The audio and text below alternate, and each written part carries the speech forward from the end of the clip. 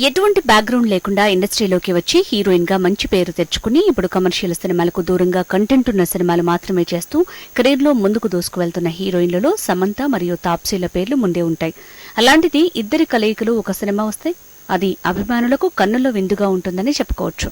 గత కొంతకాలంగా తాప్సీ బాలీవుడ్ లో సినిమాలు చేస్తూ మంచి పేరు సంపాదించింది. ఈ మధ్యనే ఫ్యామిలీ మ్యాన్ సీజన్ 2లో నటించిన సమంత కూడా హిందీ ప్రేక్షకులకు సుపరిచితురాలి.